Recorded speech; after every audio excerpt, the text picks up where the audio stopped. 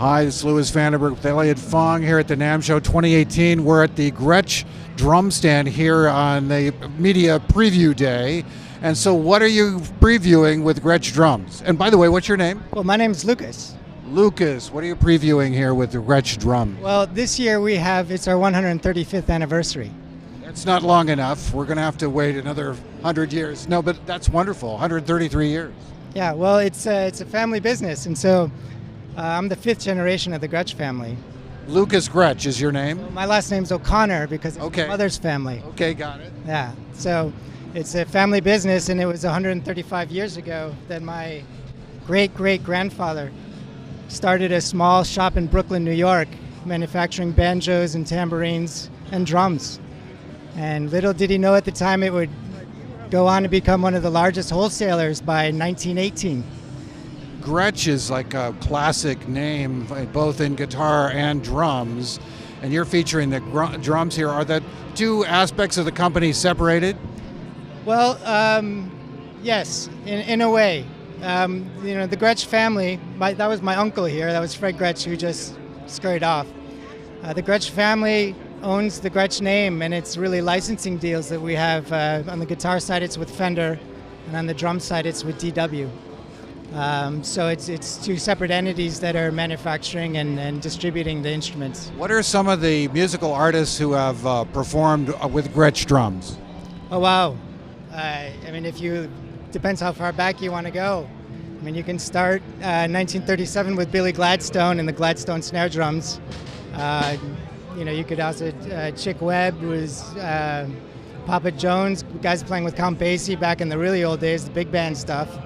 And then, of course, you got the 1950s and the 1960s with the jazz era, and Gretsch really cornered the market for drums with the whole jazz scene in New York. So like 1960, 1961, you had Gretsch Drum Night going on, and guys like Art Blakey, Elvin Jones, and Philly Joe Jones, and all these African-American drummers playing Gretsch drums. And that was all thanks to this guy, Phil Grant, who was very active in recruiting the New York jazz guys who were really hot at the time.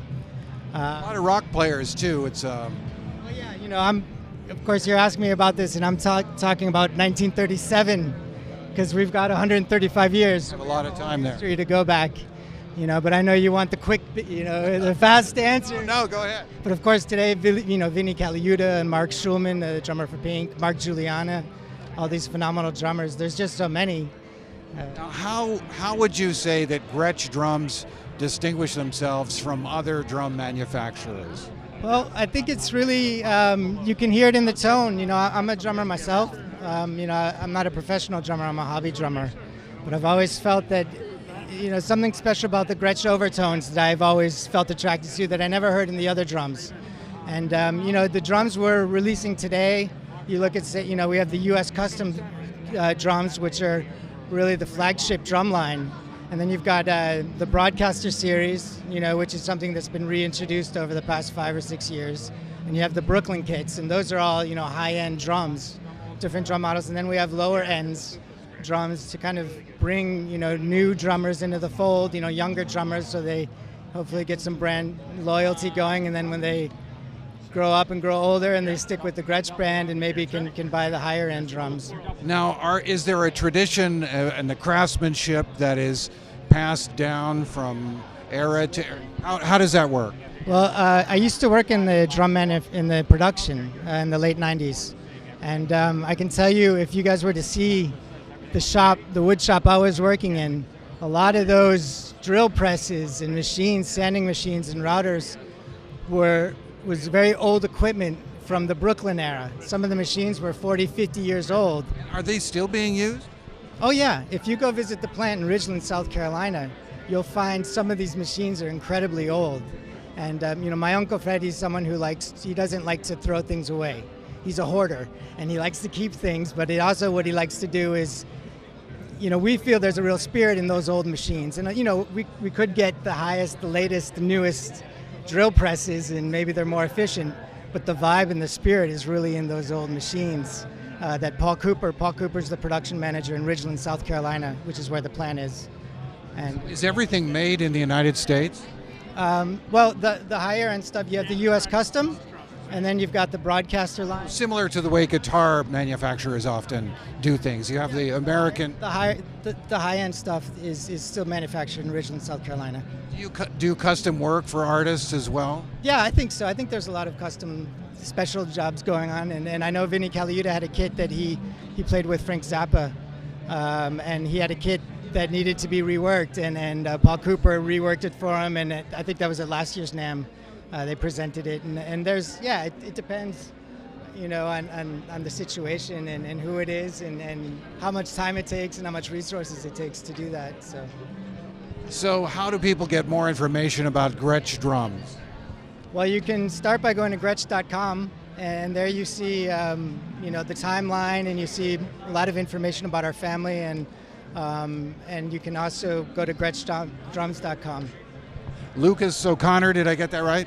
What do we have here? This is the 135th anniversary snare drum, and this is aluminum, solid aluminum, and this is engraved, and it's a master engraver. His name's Eric Soy, and he did each of these individually by hand.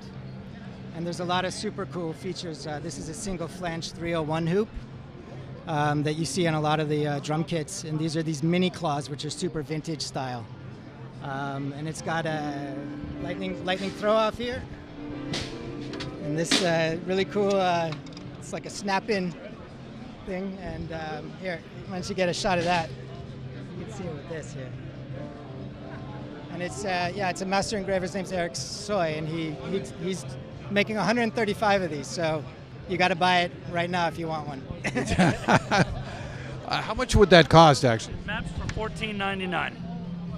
$14.99, and only 100 are made. Yeah, there's only 135 that we're making worldwide with the deluxe bag that's included in it. And I'm sure you had all the talking points about the drum, but there's single flange hoops, mini claw hooks with the 301 engraved as well, which is really, really nice touch. Ah, there it is. And yeah, it's a beautiful drum. Beautiful, beautiful drum. And this is the snare drum. And upstairs we have also anniversary drum sets that we're going to be launching as well. And available in dark emerald finish, also in a classic mahogany finish. It's two setup configurations. The first one is the jazz size, 12-14, 18 bass drum, 5x14 there. Below that is the rock configuration, consisting of a 12, 16-16, 6.5, 14, and a 14x22. Also has the feature of the Gretsch 301 hoop, the mini claw hook. Beautiful drums. So dark emerald and a classic mahogany claw slacker. You're Andrew Shreve. Yep. And what is your name? Fred Gretsch. Fred Gretsch. Okay, the real guy. All right. Thank you, guys. It's a wonderful thing to see the family maintaining a company like this. It's interesting because we have 3 generations here at this NAMM show this year. So we've got the 4th generation, the old school, the baby boomers, and then we got the 5th generation. And you know, I'm medium old, Generation X, and then we've got the young kids coming in, you know, tomorrow, and that's, you know, those guys are, you know, they're the millennials, and that's the 6th generation. So we've got all 3 generations coming in and talking about the products. So, Gretsch Drums, thank you all so very much.